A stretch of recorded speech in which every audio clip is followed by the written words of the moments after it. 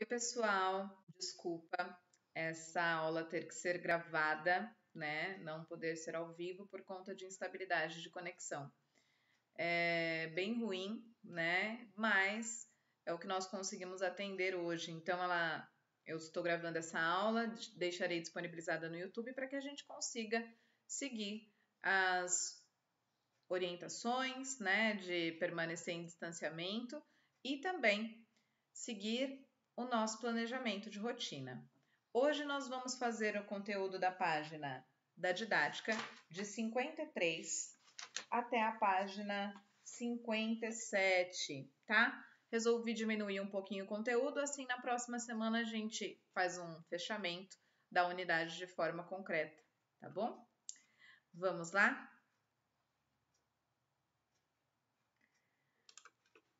Então, na página 53, no exercício 5, é para nós lermos a fala do nosso índio aí, né? De um índio de liderança Kayangang. Os brancos pensam que o índio não é gente, é igual passarinho, lá no mato, vivendo livre e solto. É só disso que precisam. Quais são, então na A ele pergunta assim, quais são os dois povos mencionados? São os brancos e o índio. Ele está falando que o homem branco não tem essa condicional, né, de equiparar o indígena. Ele se acha superior. Letra B, porque por essa fala é possível perceber uma harmonia entre os povos? Se tivesse harmonia, eu poderia escrever assim: os brancos e os índios são gente, são iguais a um passarinho. Tá lá no mato, vivendo livre e solto. É só disso que os dois precisam. Tá dessa forma? Infelizmente não. Ele fala que os brancos pensam que o índio não é gente. Então, nessa fala é possível perceber uma harmonia entre os povos? Infelizmente não. O homem branco ainda pensa ser superior do que o índio. 6. Que relação é possível estabelecer entre o poema de Graça Graúna e a ideia de que índio não é gente? Vamos pensar aí de forma concreta que o índio, na realidade, ele por si só já é arte, né? Porque quando tem as celebrações culturais dele, eles se pintam, trazem essa cultura indígena muito presente. Que relação é possível estabelecer entre o poema e índio não é gente? A relação de que o contexto cultural onde ele está inserido, ele é algo representativo, porém, quando ele não está no meio em que ele cresceu, aquilo fica aquém do esperado, não é mesmo? Então, vamos pensar aí.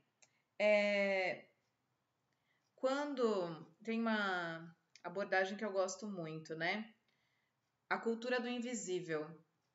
Pessoas em grandes corporações, empresas, não costumam olhar para pessoas que trabalham no setor da limpeza, pessoas que estão trabalhando na copa. Essas pessoas vêm da cultura do invisível. É mais ou menos isso que o índio faz. Quando ele fala, índio não é gente. Então, vamos sintetizar a nossa ideia aí. Que relação é possível estabelecer entre o poema e a ideia índio não é gente? A ideia de que se ele está caso o índio esteja no ambiente dele, ele é visto. Se ele não está, ele é invisível. Se ele está no ambiente dele, ele é visto. Se ele não está, ele é invisível. Tem alguns projetos no Brasil falando muito, né, dessa questão de cuidar da população indígena, de que estão pegando as terras deles na Amazônia para o IBAMA, né, tem esse cuidado para criar aí, né, a cultura da devastação da natureza, e eles preservam muito. Então, precisa ter um cuidado, né? Eles não podem ser vistos como pessoas que não são gente, né? Porque somos filhos de um único Deus, né? Número 7. Para marcar muitas leituras, a escritora Graça Graúna costumava rabiscar em tiras de papel seu pequeno grande poema. Você costuma usar algum recurso para marcar as suas leituras? Quais? O único recurso que eu uso é a marca-texto. Ajuda muito a destacar as principais informações que eu li. Justifiquem aí de vocês. Se for a marca-texto, pode até fazer um tracinho colorido aí na A. Letra B. Que frase ou poema você escreveria em seu marcador de página? Também é pessoal. Por exemplo, que eu gosto muito é o do Gonçalves Dias, Seus Olhos. Seus olhos tão negros, tão belos, tão puros, assim é que são. São negros infantes, gentis engraçados, leves tristonhos, enfim. Pensa numa frase, poderia ser uma frase assim, respeitar, respeitar, reinventar e reciclar, pode ser? Poderia ser um poema que você escreveu? Pensa um pouquinho na letra B e escreve o que você gostaria. Eu vou esperar um pouquinho você escrever aí.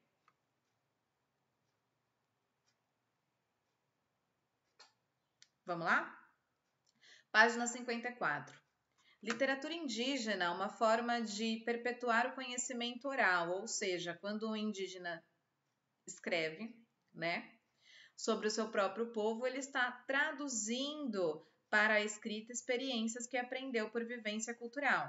Sua família, suas raízes, ele fala da origem da sua essência, do que aprendeu e ao qual deve respeito e o que verdadeiramente é, pois fala com propriedade daquilo que conhece.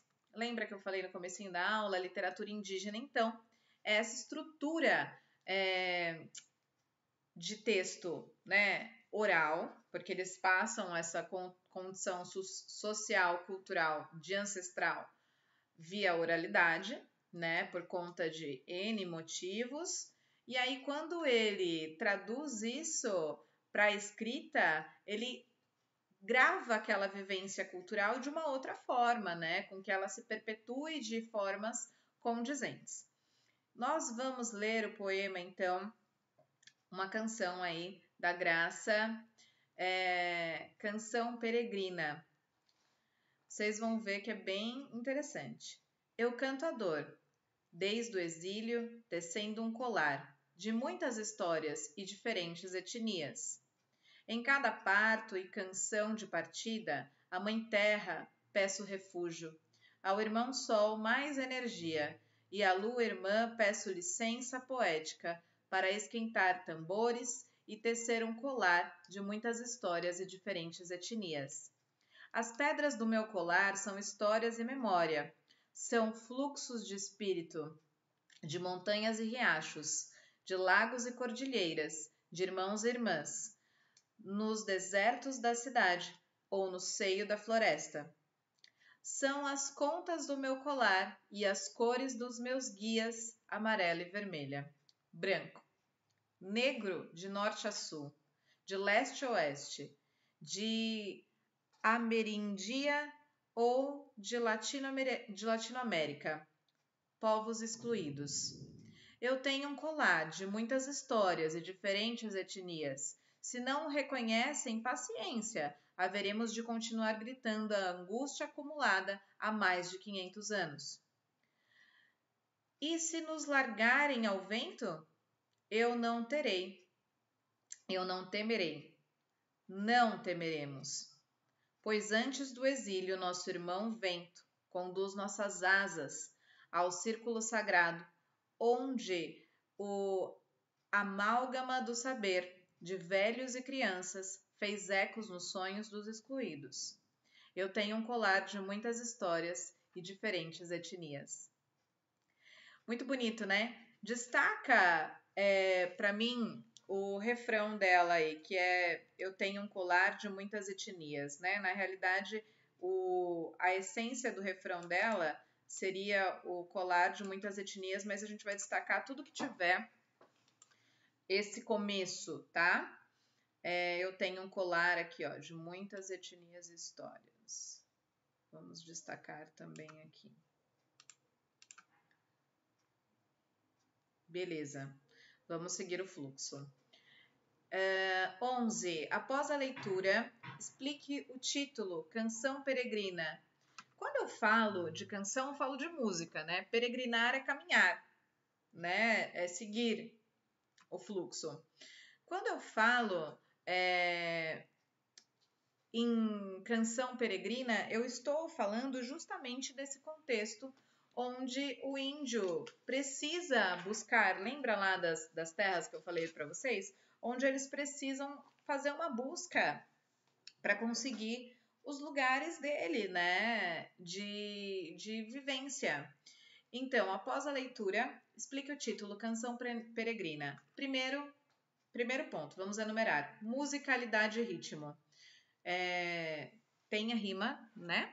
Mas a número 1 seria musicalidade e ritmo. Através dessa poesia, então, eu tenho musicalidade e ritmo.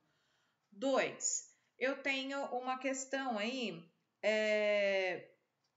de caminhar em busca do que o índio precisa. Então, pode ser, o número 2 pode ser o peregrino lá, o caminhar, em busca da cultura, de permanecer com a cultura, de ter a preservação da sua realidade indígena ativa, ok? Então, 1, musicalidade e ritmo, e 2, preservação da cultura. 12. O poema Canção Peregrina tem 7 cantos, isto é, 7 divisões. Canto é cada uma das partes em que se divide um poema longo. Refrão ou estribilho de uma canção é um gravador natural, de acordo com o compositor Luiz. Ele consiste num verso ou grupo de versos que se repetem em geral ao final de cada estrofe. Lembra que eu falei para vocês lá da musicalidade e tudo mais? Do ritmo, né? Então vamos lá. Registrem de maneira sucinta o percurso feito pelo peregrino. Qual foi o caminho que ele fez? O que ele caminhou aí? O que aconteceu com ele? Vamos pensar, vamos voltar lá. Então, coloca lá para mim. A gente vai enumerar, tem espaço aqui, ó. Vamos enumerar 1, depois vai seguir o 2, ok? Exercício de número 12. O 1, o caminhar dele começa então pela história de diferentes raças. O 2, ele vai falar justamente da questão de culturas diferentes. Então, a parte de cultura é cultural, ok? Ele vai falar de dança, enfim, licença poética. Então, culturas diferentes. 3, ele vai falar da história que essa metáfora de pedra, espírito, riacho representa para ele. Então, 3 são as histórias da vida. No 4, ele vai abordar, então, a exclusão dos povos. No 5, ele vai abordar a angústia da colonização, né? Porque pensamos que fizemos algo bom, mas talvez só pensamos no homem branco na colonização, né? Imputando culturas e retirando o que era deles de raiz. No 6, ele fala assim que ele não teme os medos, né? Que sonhar também faz parte do processo. E no último, ele vai falar assim que a metáfora dele de colar, né? É que nele tem muitas culturas, Então, basicamente, na 1, ele vai falar das histórias de diferentes etnias, né? Diferentes povos. Na 2, ele vai falar questão da licença poética da cultura, né? Na 3, ele vai usar as diferentes abordagens para ser ele mesmo direcionado. Na 4, ele vai falar que dos povos excluídos, né, em relação aos lugares onde estão. No 5, ele vai abordar então a angústia da colonização. No 6, ele vai abordar os sonhos dos excluídos, ok? O sonho de quem não tem aonde ficar. E ele na 7, ele vai falar então que ele tem muitas histórias de diferentes raças. Ele meio que repete o começo, tá bom? 13. Qual é o refrão do poema da Canção Peregrina? O que a gente destacou aqui, eu tenho um colar de muitas histórias de diferentes etnias. Esse não é novo. 15. Releia os versos do canto 5. Haveremos de continuar gritando a angústia acumulada há mais de 500 anos. Haveremos de continuar gritando. O nós que está subentendido se refere a quem? Quem vai gritar, gente? Os índios, né? É um poema voltado para a cultura deles.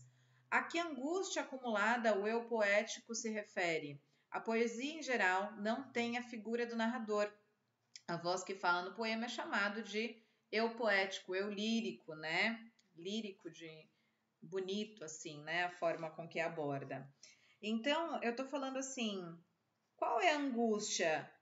Quando eu falo, que ele fala assim, que ele tá na condição de mãe terra, mãe sol, e tudo mais, isso é cultural deles. A angústia de perder essa cultura, de perder a cultura do povo indígena. 16. A poética indígena é marcada pela tradição oral, constituída com base na repetição, recurso estilístico que assegura o quê? A continuidade e a reiteração do que é relatado, a imutabilidade é que não muda, tá?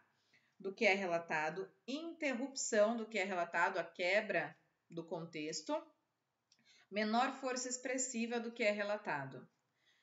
Se nós formos pensar, a repetição continua o sentido da oração. Qual que continua? A única alternativa que continua é a letra A, ok? Vamos para a página de número 56, o nosso objetivo. Poema 3. Motivo. Eu canto porque um instante existe e a minha vida está completa. Não sou alegre nem sou triste, sou poeta. Irmão das coisas fugídias, não sinto gozo nem tormento, atravesso noites e dias no vento. Se desmorono ou se edifico, se pertenço ou me desfaço, não sei se fico ou passo. Se sei que canto e a canção é tudo, tem sangue eterno a asa ritmada. E um dia sei que estarei mudo e mais nada. Então ele vai trazer um briefing aqui, algumas informações sobre a Cecília Meirelles, né? Que era uma escritora aí, nasceu no Rio de Janeiro, escreveu várias histórias e poesias infantis. 18. O poema motivo pode ser considerado uma canção peregrina? Lembra lá da musicalidade, das características que nós colocamos. Da musicalidade, da preservação cultural, vai perpassar aí pela cultura dos índios. Tem tudo isso? Tem ritmo? Tem repetição? Fala da cultura do índio de forma com que ele perde as coisas? Sim. Então ela pode ser considerada uma canção peregrina, porque ela tem musicalidade e ela tem preservação cultural. 19. E o poema Canção Peregrina poderia ter o título motivo? Por quê? Vocês acham que poderia ter o título motivo? Poderia, porque é o motivo pelo qual os índios querem preservar a cultura dele ou se sentem excluídos, né? De uma forma que eles não têm mais terra, a cultura deles não está sendo mais abordada. Então, poderia sim, a justificativa pode ser porque pelos motivos que eles têm para preservar a cultura ou pelos motivos que eles estão sendo excluídos da sociedade, né? Com o processo da colonização. Vamos parar aqui na página 56, tá bom? Espero que vocês tenham realizado junto comigo na casa de vocês. Bons estudos, um beijo e até a próxima!